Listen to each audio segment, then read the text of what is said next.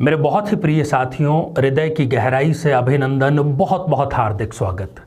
साथियों, राहु और शुक्र की युति पर चर्चा जारी है और आज ये चर्चा हमारी आकर के ठहरी है दशम भाव अर्थात कर्म भाव पर। साथियों, एक फिल्म आपने ज़रूर देखी होगी, चाहे आप नए ज़माने के हैं या पुराने ज़माने के। पुराने ज़माने के यदि आप हैं तो आपने वो फिल्म देखी होगी जिसमें मुख्य नायक की भूमिका संजीव कुमार जी ने निभाई है और कुछ समय पहले उसका एक रीमेक भी आया है। मुझे ये बात अभी पता चली क्योंकि मैं फिल्मों से दूरी बनाकर ही रखता हूँ। साथियों, उस फिल्म का नाम है पति पत्नी और वो, और उसमें ये कहानी है कि एक अधिकारी, एक बॉस अपनी शादी को गलत ढंग से पेश करते हुए और ये बताते हुए कि मैं अपने वैवाहिक जीवन में बहुत प्रताड़ित हूँ और अपनी जो अधीनस्थ है, जो सबॉर्डिनेट है, उसकी सहानुभूति वो अर्जित कर लेता है। साथियों, ये केवल फिल्म की बात तक सीमित नहीं है। कब जन्म कुंडली में इस प्रकार का ये योग निर्मित होता है कि ऐसा व्यक्ति हमेशा जहां पर भी वो कार्य कर रहा होता है अपनी अधीनस्थ किसी व्यक्ति से, अब ये दोनों के ऊपर ही लागू है। वो अधिकारी पुरुष भी हो सकता है, वो अधिकारी एक स्त्री भी हो सकती है, और इसमें ये बात भी बिल्कुल सही है कि वो जिसको इस प्रकार से बरगलाने का प्रयास करते हैं वो भी एक शादीशुदा स्त्री या पुरुष होता है। कब इस प्रकार की स्थिति निर्मित होती है, इस पर चर्चा करें। इससे पहले एक बेहद ज़रूरी सूचना कि हम हमारे प्रत्येक एपिसोड के अंत में किसी न किसी जातक के प्रश्न का उत्तर देते हैं और ये प्रश्न हमें प्राप्त होते हैं आप लोगों के ही द्वारा YouTube कमेंट के माध्यम से। तो साथियों, अपना कमेंट लिखने से पहले #आचार्य चंद्रकांत इस शब्द का प्रयोग ज़रूर करें। साथ ही इस एपिसोड के अंत में जो हम प्रश्न आपसे पूछेंगे उस प्रश्न का सही उत्तर देने वाले प्रश्नों में से ही किसी एक प्रश्न का हम चयन करेंगे। साथियों, आइए जन्म पत्रिका पर दृष्टिपात करें और इस स्थिति को समझने का थोड़ा आसान प्रयास करें।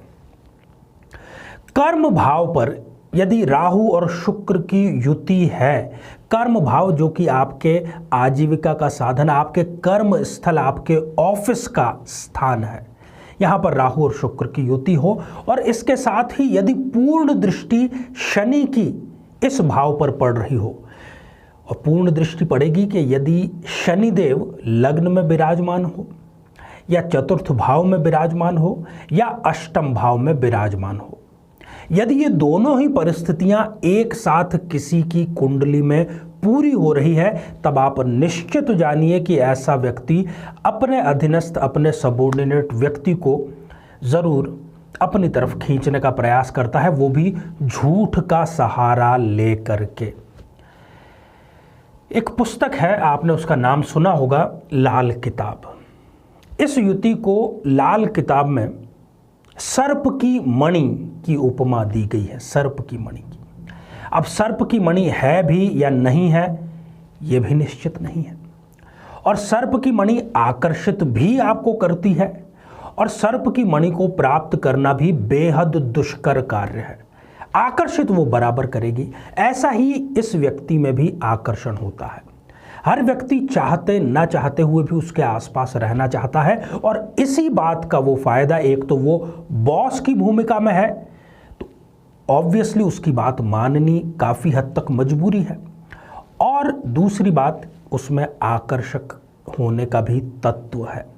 ऐसा जो व्यक्ति है वो उच्च अधिकारी होता है, अत्यधिक खर्चीला व्यक्ति होता है और नशे पर भी वो व्यक्ति बेतहाशा पैसा खर्च करता है। जीवन में किसी न किसी स्तर पर उसको विभागीय कार्यवाही, अपने कार्यालय का सामना उसको ज़रूर करना पड़ता है। पिता का सुख होता नहीं है, होता भी है तो बिल्कुल नगण्य होता है, और शादीशुदा से ऐसे व्यक्ति का संपर्क कहीं न कहीं सहज ही हो जाता है। अपनी बात मनवाने के लिए ऐसा व्यक्ति किसी भी स्तर तक जा सकता है, जिद्दी बहुत ज़्यादा होता है। कुंडली मिलान के समय आप इस भाव में और इस युति में और इन स्थितियों में विशेष रूप से सावधानी बरतें। यही उद्देश्य है आपको ये बतलाने का। आगे भी ये हमारी श्रृंखला जारी है और इसके बाद में हम एक बहुत ही अच्छा एपिसोड लेकर के आ रहे हैं जो कि कुंडली मिलान को लेकर के हैं, तो उसका भी आप ज़रूर इंतज़ार करें। आइए साथियों, अब बढ़ते हैं हम आज के कमेंट के चरण की ओर। आज हमने कमेंट शामिल किया है ऋतु गुप्ता जी का, जो कि उन्होंने लिखा है शहडोल मध्य प्रदेश से। उन्होंने पूछा है प्रतीक गुप्ता जी के बारे में कि इनका विवाह कब होगा। इनके विवाह का बहुत ही मुश्किल दौर मैं कहूँगा, क्योंकि निकट भविष्य में विवाह की कोई स्थिति नज़र नहीं आ रही है। ना तो सप्तमेश की दशा आने वाली है और ना ही ऐसे किसी ग्रह की दशा आने वाली है जिसकी कि सप्तम भाव पर पूर्ण दृष्टि पड़ती हो। इनको यही कहा जाए तो बेहतर है कि आप सूर्य को सुबह जल चढ़ाएं, उसके बाद आदित्य हृदय स्तोत्र का पाठ करें और उसके तुरंत बाद अपनी माता जी का चरण स्पर्श करके आशीर्वाद लें। जल्द ही आपको विवाह बंधन में बंधने का सुअवसर मिलेगा। तो साथियों, अब आज का प्रश्न बेहद आसान है कि लाल किताब में आज की युति में वाले व्यक्ति को क्या संज्ञा, क्या उपमा दी गई है, क्या उसे कहा गया है। आप सभी स्वस्थ, समृद्ध और शांतिपूर्वक जीवन व्यतीत करें। नमस्कारम।